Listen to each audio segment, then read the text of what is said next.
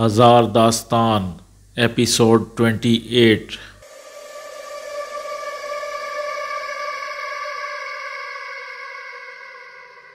شاہ بابا بڑی محویت سے بین بجا رہا تھا۔ اس کی آنکھیں بند تھیں اور بین کی آواز کسی طلسم کی طرح ہر سو پھیل رہی تھی۔ شبورہ اور راولا اپنی اپنی بین گود میں رکھے آسن جمائے بیٹھے تھے اور آنکھیں بند کر کے کچھ پڑھ رہے تھے۔ ان سے کچھ فاصلے پر ایک سیکیورٹی گارڈ سیڑھی پر مستعد کھڑا تھا۔ اس کی نظریں کسی ریڈار کی طرح پورے لان کا جائزہ لے رہی تھیں۔ تب وہ لہراتا ہوا گلاب کے پودے کے نیچے سے برآمد ہوا۔ سیکیورٹی گارڈ نے اسے وہاں سے نکلتے ہوئے دیکھ لیا۔ وہ بہت تیزی سے لہراتا ہوا ان تینوں کی طرف بڑھ رہا تھا اور وہ تینوں آنکھیں بند کیے اپنے کاموں میں مگن تھے۔ انہیں کچھ پتہ نہ تھا کہ ان کا دشمن بالکل سر پر آ پہنچا ہے۔ خطرہ محسوس کر کے سیکیورٹی گارڈ نے بڑی تیزی سے اپنی کلاشنکوف سیدھی کی اور اس پر دھڑا دھڑ گولیاں برسا دیں۔ یہ ایک آفت ناگہانی تھی۔ وہ تینوں اس کے لیے تیار نہ تھے۔ فائر کی آواز سن کر تینوں اپنا گیان دھیان بھول گئے۔ شاہ بابا گھبرا کر اٹھ کر بھاگا، جبکہ شبورہ اور راولا ادھر ادھر دیکھنے لگے کہ آخر ہوا کیا ہے۔ اس پر گولیوں کا کوئی اثر نہ ہوا، البتہ شاہ بابا حصار سے نکل چکا تھا۔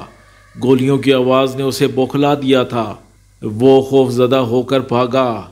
بس اتنا ہی اس کے لیے کافی تھا۔ گولیاں تو اس کا کچھ نہ بگاڑ سکیں، لیکن اس نے شاہ بابا کا حلیہ بگاڑ دیا۔ اس نے اچھل کر شاہ بابا کی ٹانگ پر کاٹا اور آنن فانن نظروں سے اوجھل ہو گیا۔ شاہ بابا کو گرتا دیکھ کر شبورہ زور سے چیخی، ہائے بابا! راولا فوراً اٹھ کر بھاگا۔ اس نے سنہرے سانپ کو اپنے باپ کو ڈستے ہوئے دیکھ لیا تھا۔ شبورہ اور راولا دونوں نے مل کر اسے سنبھالا، گھاس پر سیدھا لٹایا۔ شاہ بابا پر غشی طاری ہونے لگی تھی۔ اس کی آنکھیں بند ہوتی جا رہی تھیں۔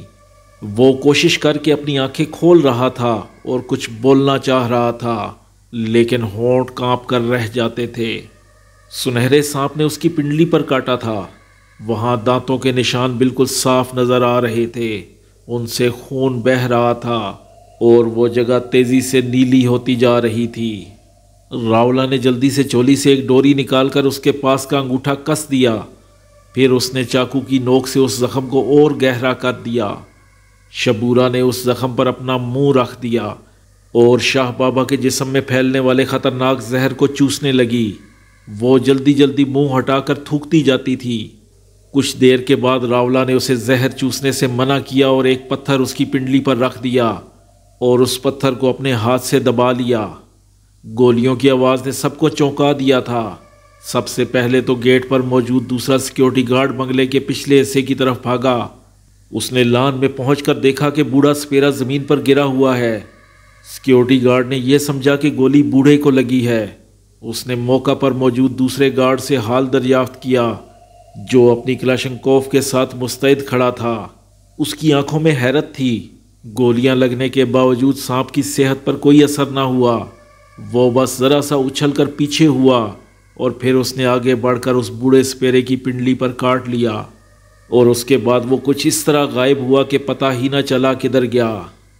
کمال رائے بھی موقع واردات پر پہنچ چکا تھا۔ آرزو بھی اپنے کمرے سے نکل آئی۔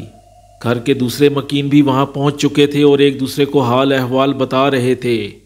راولا ابھی تک زخم پر پتھر رکھے ہوئے تھا اور شبورہ اپنے بابا کا چہرہ پکڑے زور زور سے پکار رہی تھی، بابا اٹھو، آنکھیں کھولو۔ راولا نے کچھ دیر کے بعد پتھر اٹھا لیا۔ اس کا رنگ بدل چکا تھا، وہ گلابی سے کالا ہو گیا تھا۔ اس نے پتھر شبورہ کی طرف بڑھاتے ہوئے کہا، شبورہ اسے زمین میں دبا دے۔ شبورہ نے زہر مہرہ اپنے ہاتھ میں لے کر اسے گھما پھرا کر غور سے دیکھا اور پھر اس کو گلاب کے پودے کے نیچے اسی جگہ جہاں پہلا زہر مہرہ دبایا تھا، جو غائب ہو گیا تھا، تھوڑی سی زمین کھود کر دبا دیا اور اپنے ہاتھوں سے مٹی جھاڑتی ہوئی واپس آئی۔ راولا شاہ بابا کے سرانے بیٹھا اس کے چہرے کو غور سے دیکھ رہا تھا۔ شاہ بابا کی آنکھیں بدستور بند تھیں اور تھوڑا سا منہ کھلا ہوا تھا۔ یوں محسوس ہو رہا تھا جیسے وہ گہری نیند سو رہا ہو۔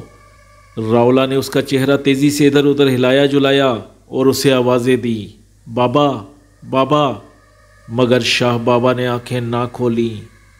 اس کے چہرے پر پانی ڈالو، کمال رائے نے اپنی رائے دی، جو کچھ فاصلے پر کھڑا یہ سارا تماشا بڑی خاموشی سے دیکھ رہا تھا۔ دلدار نے ایک جگ میں پانی لا کر دیا۔ شبورہ نے جگ لے کر اپنے ہاتھ میں پانی نکالا اور شاہ بابا کے منہ پر چھینٹے مارے، مگر اس پر کوئی اثر نہ ہوا۔ وہ یوں ہی آنکھیں بند کیے بے حس و حرکت پڑا رہا۔ اب راولا کے چہرے پر فکر مندی کے گہرے بادل چھا گئے۔ راولا نے شبورہ کی طرف سوالیہ نظروں سے دیکھا اور بولا، کیا کریں، بابا کا سکتہ ٹوٹتا ہی نہیں۔ راولا، اب شاہ ناگ کو یہاں لانا ہوگا، شبورہ نے مشورہ دیا۔ ہاں میں بھی یہی سوچ رہا ہوں، پھر میں بستی جاؤں؟ جاؤ جلدی کرو، شبورہ بولی۔ کہاں جانا ہے مجھے بتاؤ، کمال رائے نے مداخلت کی۔ سمن گوٹھ، راولا نے کہا۔ ٹھیک ہے، تم لال محمد کے ساتھ گاڑی میں چلے جاؤ۔ یہ کہہ کر کمال رائے نے پاس کھڑے لال محمد کو ہدایت کی، اسے اپنے ساتھ لے جاؤ۔ چند لمحوں میں راولا لال محمد کے ساتھ گاڑی میں بیٹھ کر سمن گوٹھ کی طرف چل پڑا، جبکہ شبورہ اپنے باپ کے پاس بیٹھ گئی۔ اس کے چہرے پر افسردگی چھائی ہوئی تھی۔ پھر اچانک اس نے اپنی گردن گھمائی اور آرزو کے چہرے پر اپنی نظریں گاڑ دیں۔ ان نظروں میں جانے ایسی کیا بات تھی کہ کمال رائے نے پاس کھڑی اپنی بیٹی کا ہاتھ مضبوطی سے پکڑ لیا۔ شبورہ کی آنکھوں میں ایک خاص چمک تھی، ایسی چمک جیسے اس نے کچھ پا لیا ہو۔ پھر وہ ایک دم اٹھی اور آرزو کی طرف بڑھی۔ کمال رائے نے اپنی بیٹی کو کھینچ کر اپنے پیچھے کر دیا، جانے کس چیز سے ڈر کر۔ شبورہ کمال رائے کے نزدیک پہنچ کر رک گئی۔ اس نے اپنی کالی چمکیلی آنکھوں سے کمال رائے کو دیکھا۔ اس کی آنکھوں میں کوئی ایسی بات تھی کہ وہ اس کی نظروں کی تاب نہ لا سکا۔ اس کی آنکھیں چک گئیں۔ صاحب جی، میرا بابا مر رہا ہے، اسے بچا لیں، شبورہ نے اپنے دونوں ہاتھ جوڑ کر التجا کی۔ میں نے تمہارے بھائی کو سمن گوٹھ بھیج دیا ہے، کمال رائے نے اسے تسلی دی۔ صاحب جی، وہ جانے کب تک یہاں واپس پہنچے گا، تب تک تو میرا بابا چل بسے گا۔ پھر اب کیا کریں بتاؤ، کمال رائے نے نرم لہجے میں کہا۔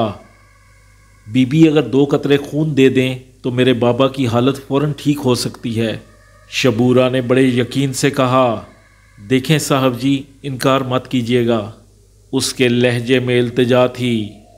2 قطرے خون دینے میں بھلا کمال رائے کو کیا انکار ہو سکتا تھا، وہ بھی اس صورت میں کہ وہ لوگ اس کی بیٹی کو بچانے کے لیے یہ سب کارروائی کر رہے تھے اور وہ سنہرا سانپ شاہ بابا کو ڈس کر چلا گیا تھا۔ کمال رائے نے آرزو کو اپنے پیچھے سے نکال کر آگے کیا اور اس سے مخاطب ہو کر بولا، کیوں آرزو؟ کوئی حرج نہیں ہے بابا، اگر میرے خون دینے سے ان کے باپ کی زندگی بچ سکتی ہے تو یہ 2 قطرے کیا 2 بوتل خون لے لیں، آرزو نے بڑی فراخ دلی سے کہا۔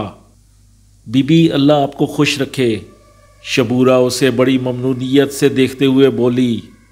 آئیں میرے ساتھ آ جائیں۔ آرزو اس کے پیچھے چل دی۔ شبورہ شاہ بابا کے سر کے ایک جانب بیٹھ گئی اور اس نے دوسری جانب آرزو کو بیٹھنے کا اشارہ کیا۔ آرزو اس کی خواہش کے مطابق بیٹھ گئی۔ اب وہ دونوں آمنے سامنے تھیں اور درمیان میں شاہ بابا کا سر۔ کمال رائے بھی ان دونوں کے نزدیک آ گیا تھا۔ شبورہ نے اپنے لباس میں لگی سوئی ڈھونڈ کر نکالی۔ اس سوئی کے سوراخ میں چھوٹا سا دھاگا موجود تھا۔ پھر اس نے آرزو کے بائیں ہاتھ کی سب سے بڑی انگلی پکڑی اور چند لمحے اسے دبا کر رکھا۔ پھر اچانک اس نے انگلی میں سوئی چبھو دی۔ آرزو کے منہ سے ایک سسکاری نکلی۔ شبورہ نے اس کی انگلی دبائی۔ اس کی انگلی پر ایک قطرہ خون ابھر آیا۔ پھر اس نے شاہ بابا کا سر اونچا کر کے آرزو کی انگلی اس کی ناک کے قریب کر دی۔ ایک قطرہ خون شاہ بابا کی ناک سے نتنے میں چلا گیا اور پھر شبورہ نے دوسرا قطرہ ناک کے دوسرے نتنے میں ٹپکا دیا اور آرزو کو اٹھاتے ہوئے بولی، بی بی بس آپ ہاتھ دھو کر انگلی پر پٹی باندھ لیں۔ آرزو فوراً اٹھ کر اپنے کمرے کی طرف بھاگی۔ کمال رائے وہیں کھڑا رہا۔ شاہ بابا کی ناک میں 2 قطرے خون ڈالنے کے بعد اس نے شاہ بابا کے سر کو تیزی سے ادھر ادھر ہلایا۔ پھر اس نے جگ اٹھا کر اپنے ہاتھ پر پانی نکالا اور اس کے منہ پر چھپکے مارے اور اس کے کان کے قریب منہ لے جا کر بولی، بابا آنکھیں کھولو، بابا آنکھیں کھولو۔ شاہ بابا نے اس کے کہتے ہی بڑی فرما برداری سے آنکھیں کھول دیں اور مسکراتا ہوا اٹھ کر بیٹھ گیا۔ بیٹھتے ہی اس نے چاروں طرف کا جائزہ لیا۔ اسے فوراً یاد آ گیا کہ اس کے ساتھ کیا ہوا تھا۔ گولیوں کی آواز پر چونک کر جیسے ہی وہ اٹھ کر بھاگا تو اس نے سنہرے سانپ کو اپنے سامنے پایا۔ ابھی وہ واپس پلٹ کر حصار میں جانے کا ارادہ کر ہی رہا تھا کہ سنہرے سانپ نے اچھل کر اس کی پنڈلی پر کاٹا اور چند لمحوں میں جانے کہاں غائب ہو گیا۔ شاہ بابا نے شلوار اونچی کر کے اپنی پنڈلی کا زخم دیکھا جو اب سیاہ پڑ چکا تھا۔ وہ اٹھ کر کھڑا ہو گیا اور بولا، راولا کہاں ہے؟ وہ گوٹھ گیا ہے، آتا ہی ہوگا۔ کیوں؟ وہ گوٹھ کیوں گیا ہے؟ شاہ بابا نے پوچھا۔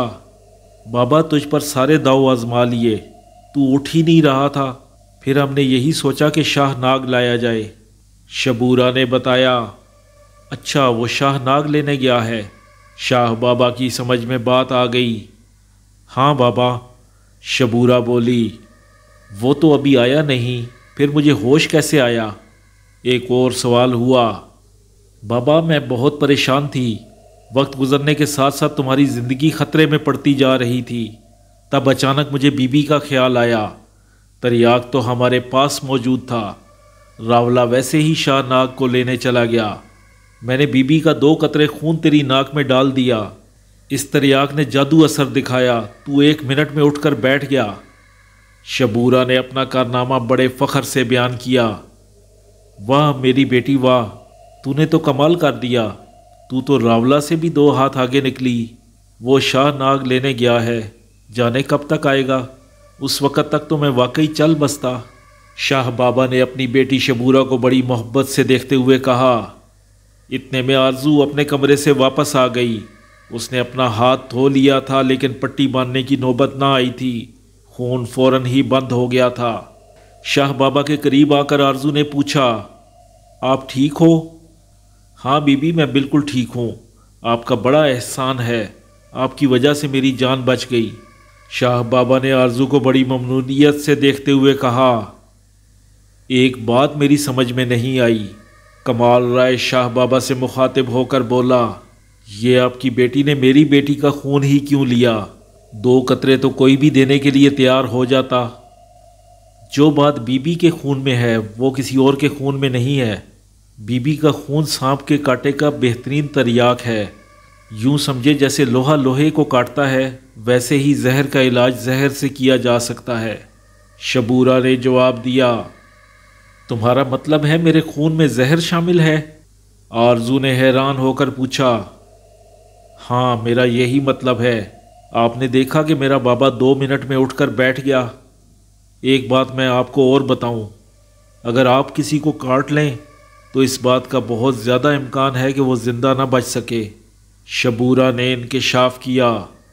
اس انکشاف پر آرزو اور کمال دونوں ششدر رہ گئے۔ شبورا اب ہمیں یہاں سے چلنا ہوگا، شاہ بابا نے اچانک اپنا سامان سمیٹتے ہوئے کہا۔ کیوں بابا؟ یہ کہتے ہوئے شبورا کی نظریں جانے کیوں کمال رائے پر مرکوز ہو گئیں۔ شبورا یہ معاملہ ہمارے بس سے باہر ہے، میں نے اسے دیکھا ہے، وہ جانے کیا چیز ہے۔ میری اتنی عمر ہو گئی، بڑے بڑے سانپوں کو قابو میں کر لیا، اپنا غلام بنا لیا، لیکن ایسا سانپ میں نے کبھی نہیں دیکھا۔ وہ چھلاوا ہے چھلاوا، اس پر نظر ہی نہیں ٹکتی۔ شاہ بابا نے اسے سمجھایا۔ ٹھیک ہے چلتے ہیں بابا، راولا تو آ جائے۔ شبورا نے کہا، وہ اتنی جلدی نہیں آئے گا، ہم اس کی جھولی لے چلتے ہیں، وہ خود ہی گوٹھ واپس پہنچ جائے گا۔ شاہ بابا بولا، آپ لوگ رک جائیں، اپنے بیٹے کو واپس آنے دیں، وہ میری گاڑی میں گیا ہے، وہ واپس آ جائے تو میں گاڑی میں ہی آپ لوگوں کو گوٹھ تک چھڑوا دوں گا۔ رات کا وقت ہے، اب کس طرح گوٹھ تک جاؤ گے؟ کمال رائے نے شاہ بابا کو سمجھانے کی کوشش کی۔ بابا صاحب جی ٹھیک کہہ رہے ہیں۔ شاہ بابا سے پہلے شبورا بات کو سمجھ گئی۔ شاہ بابا نے کوئی جواب نہیں دیا، وہ اپنی بیٹی کو غور سے دیکھنے لگا۔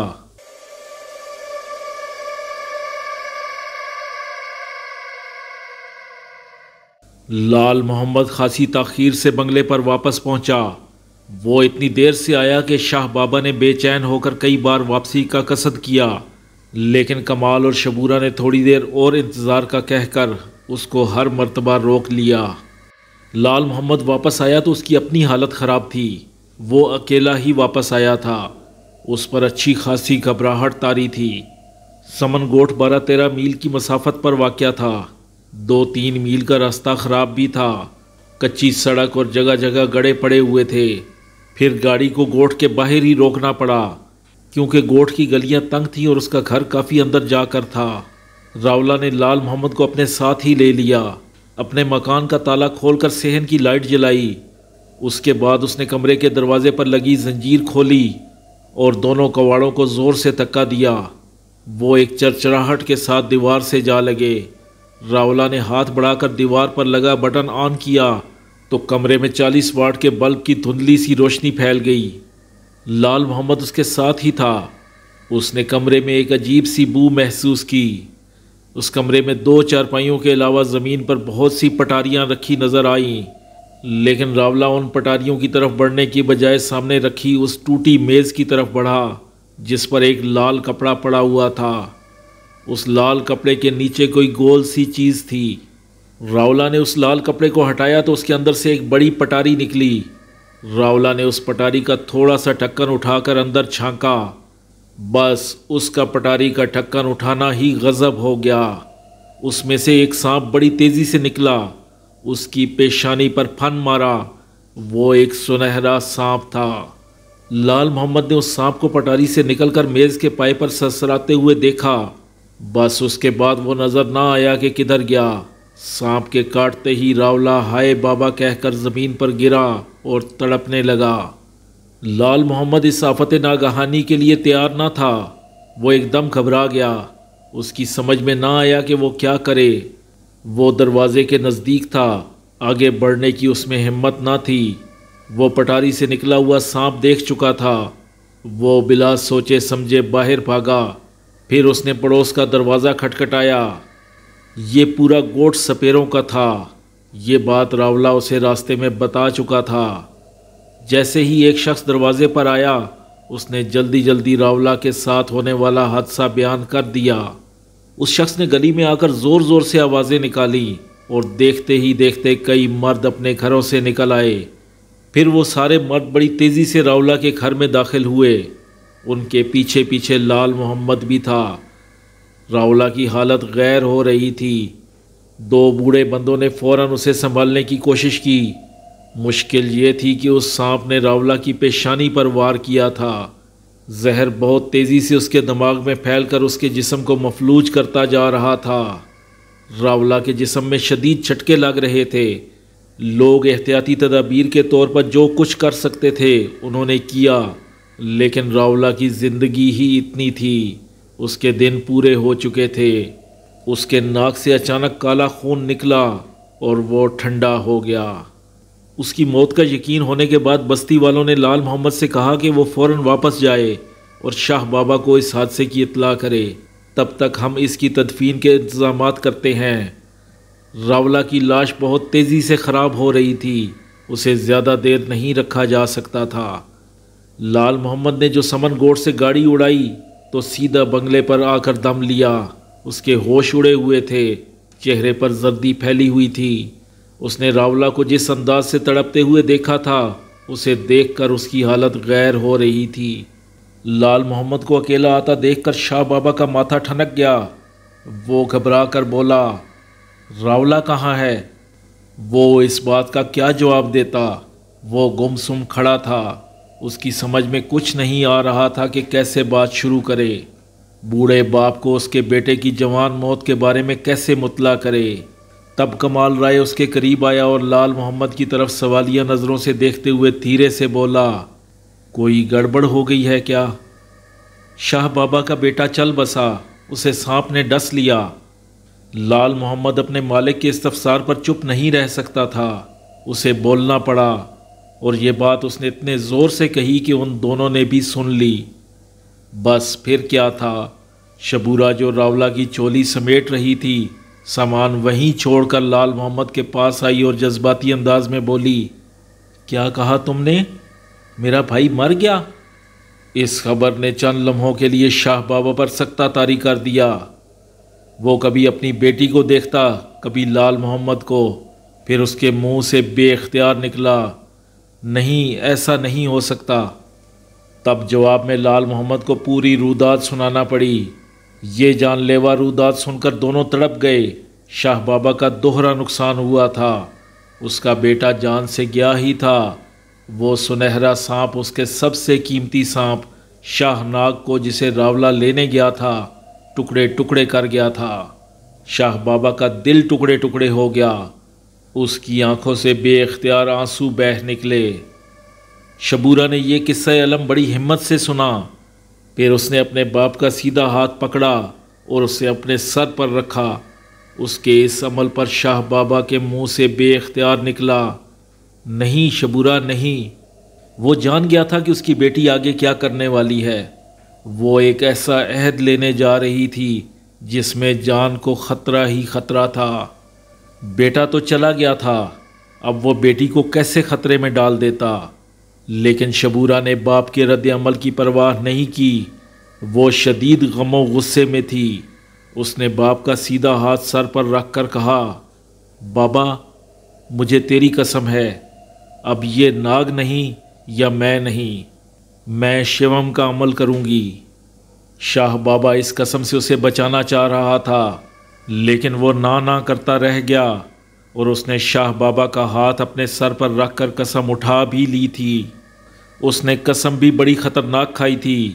شیوم ایک ایسا عمل تھا جسے کرتے ہوئے بڑے بڑے سپیرے گھبراتے تھے، اس میں ہر لمحے جان کا خطرہ تھا، لیکن اس عمل کے پورا ہونے کے بعد بڑے سے بڑا ناگ بھی کیچوا بن جاتا تھا۔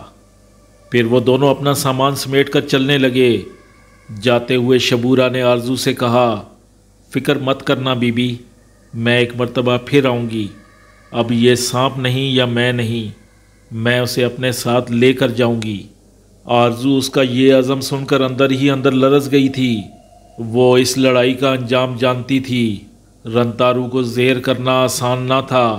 شبورہ کی زندگی اسے صاف خطرے میں نظر آ رہی تھی۔ شبورہ سے آرزو کو ایک لاشعوری طور پر لگاؤ محسوس ہوتا تھا، ویسے بھی وہ تیوہ کی ہو بہو تصویر تھی۔ یہ اور بات ہے کہ تیوہ کا کردار کچھ اور تھا جس سے آرزو واقف نہ تھی، اور شبورہ کا انداز کچھ اور تھا جس سے آرزو دھیرے دھیرے واقف ہو رہی تھی۔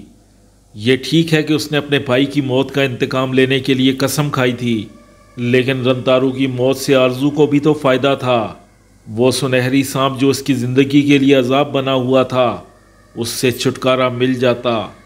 کمال رائے نے لال محمد کو حکم دیا کہ وہ ان دونوں کو چھوڑ کر آئے۔ اس نے چلتے ہوئے شاہ بابا کو کچھ پیسے دینے کی کوشش کی تو اس نے لینے سے صاف انکار کر دیا۔ اس نے کہا، سانپ کے کاٹے کا علاج یا سانپ پکڑنے کا ہم کچھ نہیں لیتے۔ پھر اس نے وہ پیسے لال محمد کو دے دیے اور ہدایت کی کہ گوٹھ پہنچ کر خفیہ طور پر یہ پیسے شاہ بابا کے کسی رشتہ دار کے حوالے کر دے۔ جب شبورہ گاڑی میں بیٹھنے لگی تو بیٹھتے بیٹھتے رک گئی، چند قدم کے فاصلے پر کھڑے کمال رائے کی طرف بڑھی اور دھیرے سے بولی، اچھا صاحب جی میں چلتی ہوں۔ یہ کہتے کہتے اس کی آنکھوں میں آنسو بھر آئے۔ جانے اس جملے میں کیا بات تھی کہ کمال رائے کے دل پر ایک چوٹ سی پڑی۔ اس کے دل میں بے پناہ دکھ کا احساس جاگا۔ اسے یوں لگا جیسے اس کی متاع زندگی اس سے رخصت ہونے کی اجازت طلب کر رہی ہو۔ اس کی آنکھوں میں آنسو دیکھ کر بے اختیار اس کا جی چاہا اپنے ہاتھ سے اس کے آنسو پونچھ دے، لیکن وہ سوچتا ہی رہ گیا۔ گاڑی سٹارٹ ہونے کی آواز پر چونکا، لیکن اس کے وجود میں جنبش نہ ہوئی، جیسے وہ پتھر کا ہو گیا تھا۔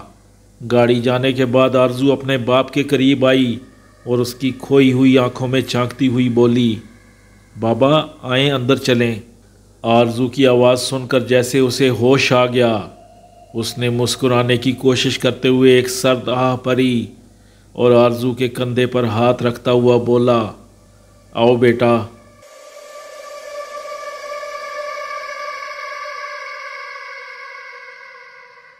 لال محمد نے سمن گوٹھ پہنچ کر جب گاڑی روکی تو اسے ہیڈ لائٹس کی روشنی میں بستی کے باہر کئی لوگ نظر آئے جو گاڑی کو دیکھتے ہی فوراً نزدیک آ گئے۔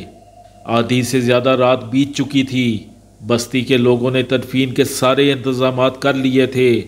راولا کی لاش بہت تیزی سے گل رہی تھی۔ اسے بڑی مشکلوں سے غسل دیا گیا تھا۔ اسے کفن پہنایا جا چکا تھا، لیکن کفن پر جگہ جگہ کالے دھبے نمایاں ہو رہے تھے۔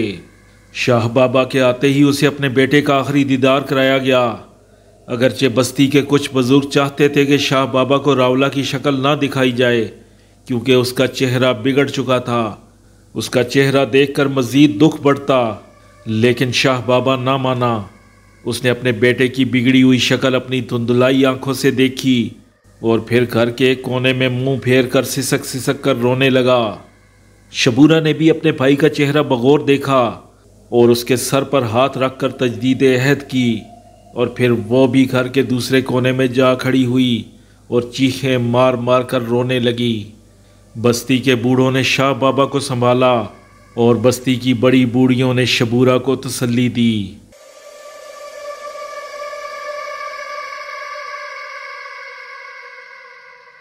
راولا کی موت کے 7ویں دن شبورہ صبح تڑکے ہی گھر سے نکلی۔ گھر سے قدم باہر نکالنے سے پہلے اس نے اپنے باپ کا سیدھا ہاتھ اپنے سر پر رکھا اور اس سے جانے کی اجازت طلب کی۔ شاہ بابا نے نہ چاہتے ہوئے بھی اسے جانے کی اجازت دے دی۔ وہ جانتا تھا کہ شبورہ کس راستے پر جا رہی ہے۔ وہ دروازے تک اسے چھوڑنے آیا اور اس کے دروازے سے نکلتے ہی اپنے آنسوؤں پر قابو نہ پا سکا۔ بیٹا تو جا ہی چکا ہے، اب بیٹی نے بھی رخصت لے لی تھی، کون جانے وہ زندہ واپس آئے یا نہ آئے۔ شبورہ جانتی تھی کہ اس نے ایک پرخطر راستے پر قدم رکھ دیا ہے۔ شیوم کا عمل کوئی آسان کام نہ تھا۔ اس عمل کو کرتے ہوئے بڑے بڑے سپیرے گھبراتے تھے، لیکن اس میں جانے کہاں سے ہمت آ گئی تھی۔ ایک تو اسے اپنے بھائی سے بہت محبت تھی، پھر جس انداز میں راولا کی موت ہوئی تھی وہ اس کے لیے ایک چیلنج بن گئی تھی۔ اس کے علاوہ اس نے آرزو کو جس حال میں پایا تھا، اسے دیکھ کر اس کا دل دکھ گیا تھا، اس سے ہمدردی ہو گئی تھی۔ وہ اس معصوم لڑکی کو اس موذی کے چنگل سے نکال لینا چاہتی تھی، اور پھر اس لڑکی کا باپ، جانے اس میں کیا بات تھی کہ وہ اس کے دل کے مقفل دروازوں کو کھولتا ہوا اندر گھسا چلا آتا تھا۔ شبورہ بستی کی عام عورتوں کی طرح نہ تھی۔ اس عمر میں تو بستی کی عورتیں 5-5 6-6 بچوں کی مائیں بن کر چولہا چونک رہی ہوتی ہیں، لیکن شبورہ کی عمر 35 سال سے کم نہ تھی۔ اس کی آدھی زندگی بیت چکی تھی، لیکن اس نے ابھی تک شادی نہ کی تھی۔ ایسا نہیں تھا کہ شبورہ کے لیے بستی میں یا بستی سے باہر رشتے نہ ہوں۔ وہ ایک پرکشش عورت تھی۔ نوجوانی میں یہ حسن اور قیامت خیز تھا۔ بستی کے جوان اس کے آگے پیچھے گھومتے تھے، لیکن شبورہ کو شادی سے دلچسپی نہ تھی۔ راولا اس سے 1 سال بڑا تھا، اسے بھی شادی سے دلچسپی نہ تھی۔ بڑی مشکل سے اس نے شادی کی تھی، لیکن راولا کی بیوی اس سے وفا نہ کر سکی۔ ایک دن اسے ہلکا سا بخار ہوا اور دوسرے دن وہ چل بسی۔ راولا کو اس سے بہت محبت تھی۔ وہ 7 سال اس کے ساتھ رہی۔ کوئی اولاد نہ ہوئی، لیکن راولا نے اس کی طرف کبھی توجہ نہ دی۔ وہ اپنی بیوی کو دیکھ کر جیتا اور وہی اس کے لیے کافی تھی۔ جب وہ نہ رہی تو اس نے دوسری شادی نہ کرنے کا عہد کر لیا اور مرتے دم تک اس پر قائم رہا۔ شبورہ کو شادی میں کوئی دلچسپی نہ تھی، یا یوں کہنا چاہیے کہ بستی کے یا بستی کے باہر کے کسی مرد نے اسے متاثر ہی نہ کیا۔ وہ ایک غیر روایتی لڑکی تھی۔ اس نے اپنے دل میں یہ بات طے کر لی تھی کہ جب دل کسی کی طرف اشارہ کرے گا تو وہ شادی کرے گی، ورنہ زندگی بھر کنواری ہی رہے گی۔ شبورہ کی ماں بچپن میں چل بسی تھی۔ شاہ بابا نے دونوں کو پالا تھا۔ شاہ بابا چاہتا تھا کہ شبورہ شادی کر لے، اس کے رشتے آتے ہی رہتے تھے، لیکن اس نے اپنے باپ سے یہی کہا تھا کہ وہ اس کا در چھوڑ کر نہیں جائے گی۔ شاہ بابا نے شروع میں اسے کافی مجبور کیا۔ جب اسے اندازہ ہو گیا کہ وہ شادی نہیں کرے گی تو اس نے بھی خاموشی اختیار کر لی۔ ویسے بھی اپنی بیٹی کے بارے میں جانتا تھا کہ وہ جس بات کا عہد کر لیتی تھی اس کام کو کر کے چھوڑتی تھی۔ شبورہ کو بچپن ہی سے بین سے دلچسپی تھی۔ بین بجانا کوئی آسان کام نہیں، یہ بہت مشکل ساز ہے، اسے ہر آدمی نہیں بجا سکتا۔ بین بجانے کے لیے ایک لمبے سانس کی ضرورت ہوتی ہے۔ مردوں سے سانس روکنا مشکل ہو جاتا ہے، کسی عورت سے اتنے لمبے سانس کی توقع کرنا عبث ہے، لیکن شبورہ نے چیلنج کو قبول کیا۔ وہ اپنے باپ کے پیچھے لگی رہی اور بالآخر اس نے بین سیکھ کر ہی چھوڑی۔ شاہ بابا ایک ماہر سپیرا تھا، اس کا شوق دیکھ کر اس نے اپنی بیٹی کو ہر وہ چیز سکھا دی جو اس کے سینے میں محفوظ تھی۔ وہ اپنی بستی کی پہلی خاتون سپیرن تھی جسے نہ صرف بین بجانا آتی تھی بلکہ وہ سانپ پکڑنے کے فن سے بھی واقف تھی۔ اس نے اپنے باپ کے ساتھ رہ کر کئی نادر سانپ پکڑے تھے، ان سانپوں کی اچھی قیمت مل گئی تھی۔ شہر سے ایک بندہ آ کر ان سانپوں کو خرید کر لے جاتا تھا۔ شبورہ کی مشکل پسند طبیعت نے آج پھر ایک مشکل فیصلہ کیا تھا۔ وہ صبح تڑکے ہی گھر سے نکل کھڑی ہوئی۔ وہ سورج نکلنے سے پہلے اپنے بھائی کی قبر پر پہنچ جانا چاہتی تھی۔ قبرستان بستی کے نزدیک ہی تھا، سورج ابھی نہ نکلا تھا لیکن روشنی پھیل رہی تھی۔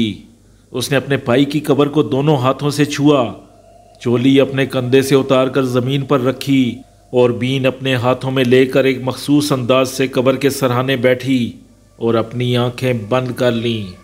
کچھ پڑھ کر اس نے اپنی خوبصورت آنکھیں کھولیں اور بین منہ میں رکھ کر ایک لمبا سانس لیا، اور بین کی تیز رفتار آواز قبرستان میں پھیلتی چلی گئی۔ وہ بڑی محویت سے بین بجاتی رہی۔ کچھ ہی دیر میں سورج نے مشرق سے اپنا سر ابھارا۔ جیسے ہی اس کے چہرے پر سورج کی روشنی پڑی اس نے بین بجانا بند کر دی۔ پھر اس نے اپنی جھولی سے سلور کا پیالہ نکالا، اسے قبر کے اوپر رکھا، بین ہاتھ میں اٹھا کر قبر کا ایک چکر کاٹا اور قبر سے ایک چٹکی مٹی بھر کر اس نے پیالے میں ڈالی۔ اس طرح اس نے قبر کے 7 چکر لگائے اور 7 چٹکیاں بھر کر پیالے میں ڈالیں۔ پھر وہ دوبارہ قبر کے سرانے بیٹھ گئی۔ اس نے پیالے سے ایک چٹکی مٹی نکال کر بین کے آخری سوراخ میں ڈالی اور پھر یہ مٹی بین میں پھونک مار کر فضا میں اڑا دی۔